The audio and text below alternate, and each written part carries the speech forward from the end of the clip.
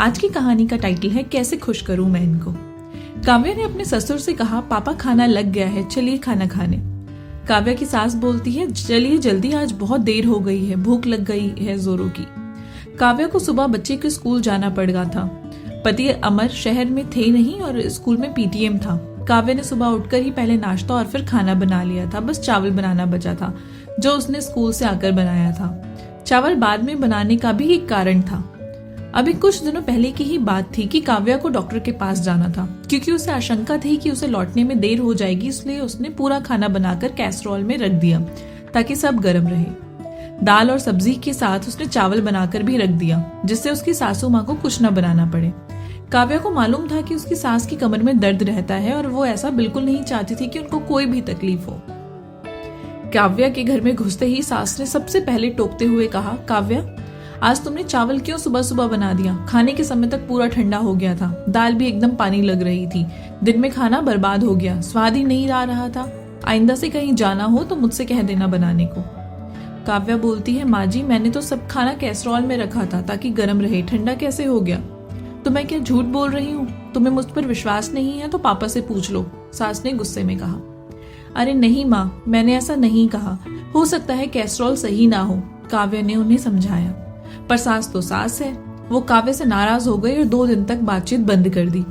काव्या ने इस घटना से सबक लेते हुए आज बाकी सब खाना तो बना लिया, परंतु चावल नहीं बनाया था। अब वापस लौटकर चावल बनाने में कुछ समय तो लगता ही है, इसलिए आज खाना बनाने में देर हो गई। ससुर जी ने गंभीरता से काव्या से पूछा, आज खाना बनाने में इतनी देर क्यों हो गई है बहू? तुम्हें पता है ना कि तुम्हारी सास को एसिडिटी की शिकायत है। आज बिट्टू के स्कूल जाना था पापा, इसलिए 10 मिनट का विलंब हो गया। चावल मैंने आकर बनाया ताकि गर्म रहे, पिछली बार ठंडा हो गया था ना, इसलिए, काव्या ने जवाब दिया। तुम्हारे पास हर सवाल का जवाब होता है, मुझसे क्यों नहीं कहा बनाने के लिए? तुम्हें पिछली बार ये भी तो कहा था ना मैंने, वो याद नहीं रहा? क्या तुम्हें पता नहीं है कि हम 2 बजे तक खाना खा लेते हैं? काव्या की सास ने पूछा। जी पता है, और साथ में मुझे ये भी पता है कि आपके कमर में दर्द है, इसलिए आपको बनाने के लिए नहीं कहा था, काव्या ने अपनी बात समझाई। इसके बाद सास ससुर ने चुपचाप खाना खा लिया और कुछ नहीं कहा। सिर्फ उस समय ही नहीं, अगले 2 दिनों तक भी कुछ नहीं कहा, यानी कि बातचीत बंद। दोनों नाराज हो गए थे काव्या से। 2 दिनों के बाद जब अमर लौटकर आए तो उन्होंने काव्या को अपने कमरे में किसी गहन चिंतन में डूबा पाया। काव्या कहाँ गुम हो तुम? अमर ने पूछा। अरे आप कब आए मुझे पता ही नहीं चला, मैंने आवाज भी लगाई तो तुम बाहर नहीं आई। सब ठीक तो है? अमर ने जानना चाहा। सब ठीक है, मुझे क्या होगा, बस ऐसे ही कुछ सोच रही थी, कोई खास बात नहीं है, काव्या ने जवाब दिया और बढ़ गई रसोई की ओर चाय बनाने के लिए। अमर को समझने में देर लगी नहीं कि काव्या किसी बात से तो बहुत परेशान है। उन्होंने रात का इंतजार किया और काव्या के कमरे में आते ही एक बार फिर उससे परेशानी का कारण पूछा।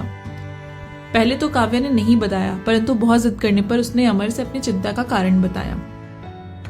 अमर, आप हमेशा नौकरी के सिलसिले में बाहर रहते हैं, मुझे माँ पापा को, बच्चों को, घर के बाकी सब काम देखने पड़ते हैं। मैं अपनी और भी सभी जिम्मेदारियों के बीच तालमेल बिठाने की पूरी कोशिश करती हूँ। हमेशा यही चाहती हूँ कि सभी को खुश कर सकूं, लेकिन मेरी लाख कोशिशों के बावजूद भी कोई ना कोई मुझसे नाराज हो जाता है। मुझे समझ नहीं आता मैं क्या करूँ।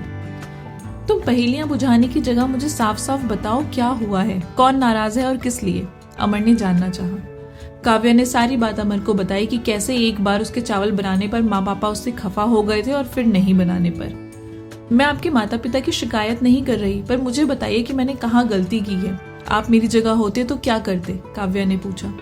अमर सोच में पड़ गया। कुछ देर के बाद उन्होंने कहा, काव्या माँ पापा बूढ़े हो गए हैं, उनको समझना या समझाना टेढ़ी खीर है। बेहतर यही होगा कि तुम इन सब बातों को एक कान से सुनो और दूसरे से निकाल दो। ज्यादा सोचने से दिमाग में टेंशन होगा और इन सब प्रॉब्लम का कोई समाधान है ही नहीं।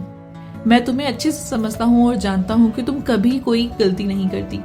तुम तो हर तरह से अपनी सारी जिम्मेदारियां बखूबी निभाती हो। मुझे तुम पर पूर्ण विश्वास है और हमेशा रहेगा। लेकिन अमर, माँ पापा को मेरे ये प्रयास क्यों नहीं दिखाई देते? उन्हें हमेशा मुझसे शिकायत ही क्यों रहती है? काव्या ने रोते हुए पूछा। काव्या, ये हर उस माता पिता की प्रॉब्लम है जो उम्र दराज हो गए हैं। उन्हें हमेशा आशंका रहती है कि उनको लोग धोखा देंगे। उन्हें मुझसे भी शिकायत होगी कि वो मुझ पर भी विश्वास नहीं करते होंगे, पर चूंकि तुम बहू हो इसलिए वो तुमसे ज्यादा नाराज रहते हैं। हमारे समाज में बहुओं को हमेशा शक से ही देखा जाता है, चाहे वो कुछ भी कर ले। अमर की समझदारी भरी बातों से काव्या का भी थोड़ा मन हल्का हो गया। उसे इस बात की तसल्ली थी कि पति उसको समझ रहा है। ससुराल में पति का साथ बहुत जरूरी होता है, जिससे कई परेशानियां कम लगने लगती हैं। आपको क्या लगता है? अपनी राय कमेंट सेक्शन में जरूर बताइएगा। आई होप आपको ये कहानी पसंद आई होगी। अगर कहानी अच्छी लगी है तो चैनल को प्लीज सब्सक्राइब कर दीजिए, लाइक कर दीजिए और अपने प्यारे प्यारे से कमेंट नीचे ड्रॉप कर दीजिए। मिलूंगी आपसे नई कहानी के साथ, तब तक के लिए बाय बाय।